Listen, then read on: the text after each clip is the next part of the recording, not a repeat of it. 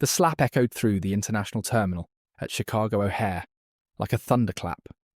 Natalie Cross, the 35-year-old CEO of a pharmaceutical empire, felt her world shatter as she hit the cold marble floor. Blood trickled from her split lip, staining the designer suit that had once symbolized her power. Standing over her was Richard Blackwood, her late father's trusted business partner, now turned tormentor. He hissed about billion-dollar deals and a marriage arrangement she couldn't back out of, while a crowd of onlookers did nothing but record her humiliation on their phones. Natalie, once known as the Ice Queen, was now just a woman in pain, alone despite being surrounded by hundreds of people. The cycle of violence was broken by a small, clear voice, asking why the man was hurting the lady. 6-year-old Lily Davis, wearing a pink unicorn backpack, stood 10 feet away, pulling at her father's hand. Her father, Mark Davis, did not look like the corporate titans Natalie knew. He was a man with rough carpenter's hands, wearing a worn flannel shirt and scuffed work boots. But as he stepped forward, he carried the quiet authority of a man who had commanded troops in Afghanistan. Mark calmly confronted Richard, ignoring the executive's boasts of wealth and power. He noticed Richard's hand was shaking, a sign of fear and loss of control, and firmly told him to let her go. Richard shoved Natalie away and stormed off, leaving her trembling. As the crowd dispersed, Lily approached with the seriousness of a surgeon, offering Natalie a unicorn band-aid from her backpack. "Unicorns make everything better," the child said solemnly. Mark offered Natalie something she hadn't received in years, a meal with no strings attached. Natalie looked at her phone, seeing 12 missed calls and 20 threatening texts, and made a sudden choice.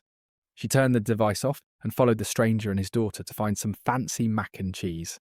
Instead of her planned flight to Tokyo, Natalie found herself on a commercial plane to Chicago, sitting in a middle seat for the first time in 5 years. She went to Mark's home at 427 Maple Street, a 2-story craftsman house filled with warmth and Lily's artwork. The house was a stark contrast to her sterile corporate life.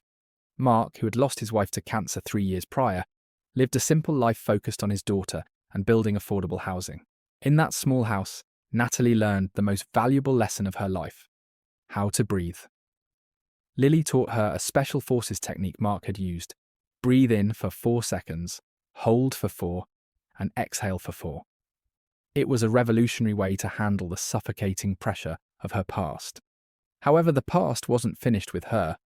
Richard called Mark's phone, threatening to destroy Natalie's mother's medical foundation, and even suggesting he would use his influence to put Lily into foster care. Natalie was terrified, but Mark stood firm, telling her that bullies only have the power you give them. The turning point came with a phone call from Natalie's personal lawyer. He revealed a secret provision in her father's will, a trust fund worth $50 million that would only activate if she left the company voluntarily. Her father had left her an escape hatch, hoping she would find the courage to build something that mattered. Natalie realized she didn't need to fight for her father's corrupt legacy anymore. She was free to choose herself, for the first time in her adult life. Natalie officially walked away from her empire, leaving the company in the hands of a brilliant researcher who prioritized lives over profit. She, Mark and Lily, moved to a Victorian farmhouse in Vermont that had belonged to her mother, sitting on 40 acres of land. The town welcomed them, and Natalie began a new chapter, using her skills to write grants for a local women's shelter instead of closing billion-dollar deals. Even her stepbrother Nathan reached out, choosing to help fund her mother's research foundation and reconnecting with the sister he had nearly lost to corporate greed.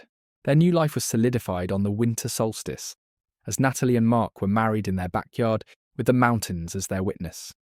Lily, the unicorn fighter, threw flower petals with wild abandon, celebrating the fact that she was now double loved by a mommy in heaven and a Natalie on earth. The family grew by one more member when a neighbour brought over a golden retriever puppy, which they named Hope. As the snow began to fall over their Vermont home, Natalie realised that power wasn't found in bank accounts or boardrooms.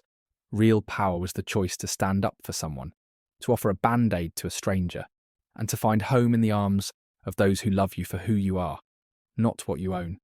Natalie Cross was no longer a CEO. She was a wife, a mother, and a woman who could finally breathe.